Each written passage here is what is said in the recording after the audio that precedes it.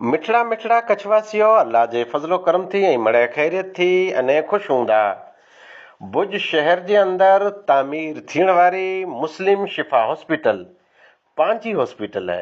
शिफा hospital पंहिंजो सपनो है। शिफा हॉस्पिटल पंहिंजो भविष्य है। शिफा हॉस्पिटल गरीब अने मध्यम वर्ग जे दर्दीअ लाइ करे बेहतरीन दर्द जो दामा अने सामा है। अचो पां मड़े मिली करे इन जी तामीर जे अंदर हथ बटायूं अने ट्रस्ट के साथ सहकार ॾियूं। ख़ासि करे हर तरह जी ख़ुशी मथे सदको ख़ैरात कढूं। अल्लाह जी रिज़ा लाइ करे हमेशा सदको ख़ैरात कढूं। शिफा के ताउन ॾियूं। सर्दी गर्मी अने ख़ासि करे ईसाल सवाब लाइ करे जेको सदको ख़ैरात ॾियूं था उहो शिफा हॉस्पिटल जे अंदरि ॾियूं। जॾहिं मालदारी इनके चुकवणो मिले तो 2 ॾींहं 15 ॾींहं माही ॾीरी जो अथवा ॿी कंहिं पण सरहद ॾीरी जो इन चुकवण मां अवश्य थोरो घणो भाग शिफा हॉस्पिटल जे नाम ते कढे। जॾहिं इन जो कोई पण सौदो सटो थिए थो तॾहिं शिफा हॉस्पिटल जे नाम ते थोरो घणो पिंड जी मर्ज़ी से सदको ख़ैरात कढे। अने शिफा हॉस्पिटल हर तरह जा सदकात ख़ैरात आतियात हादियात एक्सेप्ट करे थी। अचो पंहिंजो भविष्य पंहिंजे हथ में है।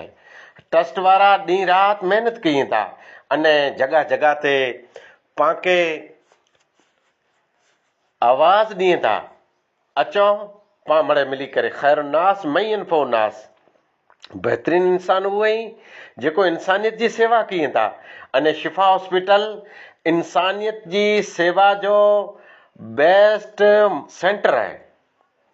बनी पछम वारा असांजा साथी तंहिंखे गुज़ारिश है अपील है त पांखे बढ़ चढ़ कर शिफा हॉस्पिटल जे तामीरी कम में ताउन ॾिनो खपे। पाला करे सदक़े जारिया है। पाला करे सिर्फ़ सदक़े जारिया न बल्कि हिकिड़ो पंहिंजो उहो सपनो है जेको बरसों थी पेंडिंग हो। उहो सपनो पाला करे उभो थिए थो। इन में पां फुल न त फुल जी पाखड़ी जे बराबर पण ताउन कयूं। थियो ईअं जे जंगल में आग लगी तॾहिं हिकिड़ो परिंदो पिंड जी चोंच जे अंदरि पाणी खणी आयो। पुछण वारे पुछे जे चोंच जे अंदरि पाणी रहियो तंहिंसे आग के त कोई असर किन पवंदो। तॾहिं उन परिंदे चई इतिहास में मुंहिंजो नालो आग उजाइण वारे जे लिस्ट में अचींदो। अचो भविष्य में मुस्तक़बिल में पंहिंजो पण नालो शिफा हॉस्पिटल जे तामीर करण वारे जे लिस्ट में अचे। अल्लाह निगहबान।